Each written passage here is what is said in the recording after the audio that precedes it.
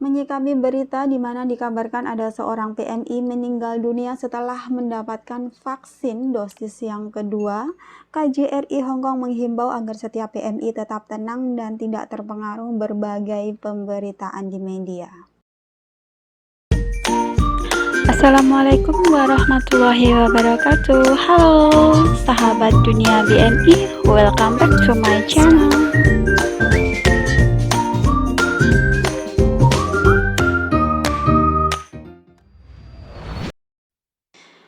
Heboh kabar ada seorang PMI Hong Kong yang dikabarkan meninggal dunia setelah 9 hari sebelumnya mendapatkan vaksin dosis yang kedua.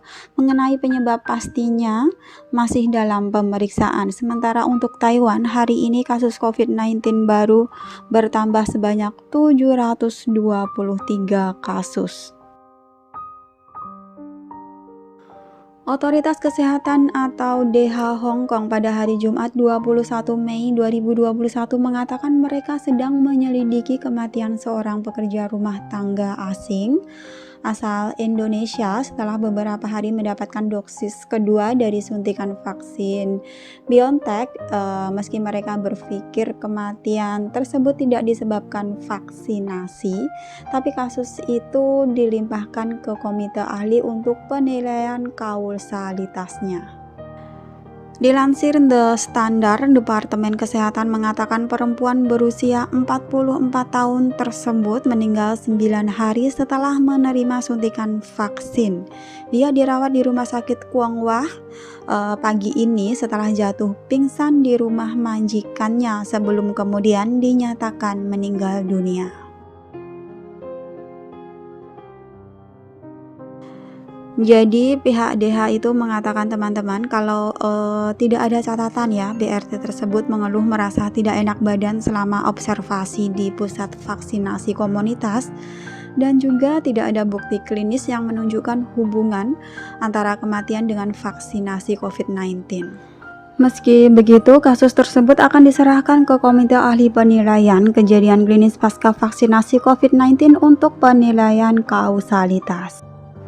Iya, jadi sebelumnya diberitakan ya teman-teman bahwa sahabat kita PMI yang bekerja di Hong Kong itu dikabarkan meninggal dunia setelah menerima vaksin dosis yang kedua 9 hari sebelum ia meninggal.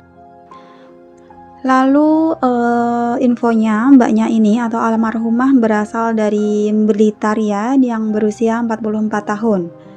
Dilansir dari HK01 sekitar jam 9 pagi pada tanggal 21 Mei 2021, seorang pekerja rumah tangga migran mengalami koma di sebuah unit di Cascades Blok 2, 93 Chung Hau Street, nomor 12 Hill di Ho Man Tin dan dilarikan ke Rumah Sakit Kwong Wah dengan ambulans setelah majikan menelepon nomor darurat, tetapi PRT tersebut dinyatakan meninggal sesampainya di rumah sakit. Diketahui PRT migran sebelum koma sempat mengeluh merasa tidak enak badan setelah mendapatkan dosis kedua vaksin Comirnaty pada 12 Mei lalu.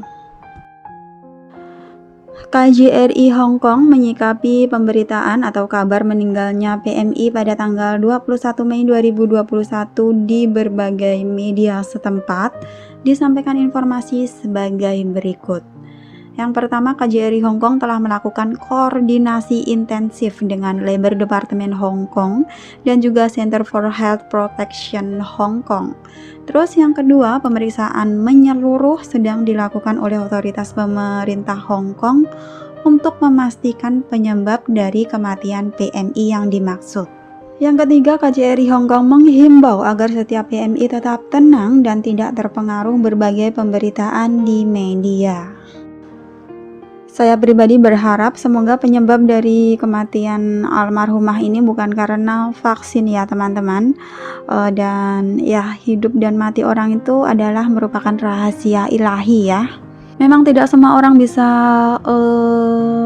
menerima vaksinasi ya, tergantung dari kekebalan tubuh Anda. Semoga buat teman-teman PMI yang mau menerima vaksin ataupun yang udah full menerima vaksin itu selalu diberi kesehatan ya, dan juga diharapkan nggak ada kejadian yang tidak diinginkan. Terus juga mari kita doakan bersama-sama semoga almarhumah husnul khotimah, diampuni segala dosa-dosanya dan juga ditempatkan tempat yang baik di sisinya. Lalu keluarga yang ditinggalkan juga selalu diberi kesabaran, keikhlasan dan juga ketabahan. Amin amin ya robbal alamin. Semoga untuk proses kepulangan jenazahnya juga diberi kelancaran. Amin. Next, berita dari Taiwan hari ini tanggal 22 Mei 2021 dilaporkan ada tambahan positif kasus COVID-19 itu sebanyak 723 kasus. Perlu saya sampaikan di sini ya teman-teman bahwa tambahan 723 kasus itu bukan sepenuhnya adalah merupakan tambahan hari ini. Jadi ada beberapa rincian. Untuk hari ini itu tambahan kasusnya ada 323, di mana 321 merupakan kasus lokal atau domestik dan 2 diantaranya merupakan kasus impor. Terus yang 400 itu merupakan kasus domestik yang tertunda ya. Jadi menurut info dari CECC bahwa kemarin beberapa hari ini ya, karena ada penumpukan kasus hasil tes yang dikonfirmasi, makanya yang hari-hari kemarin belum ditambahkan, maka ditambahkan hari ini sebanyak 400 kasus lokal atau domestik. Semoga aja teman-teman paham ya dengan apa yang saya sampaikan. Soalnya tadi saya baca berita juga agak sedikit bingung, nggak paham kok banyak banget, ada 700 lebih, terus yang 400 itu apa?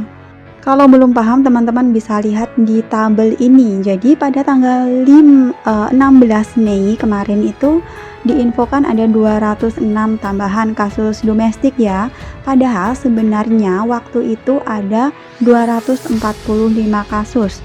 Terus tanggal 17 yang diumumkan 333 kasus, padahal sebenarnya itu ada tambahan kasus sebanyak 406.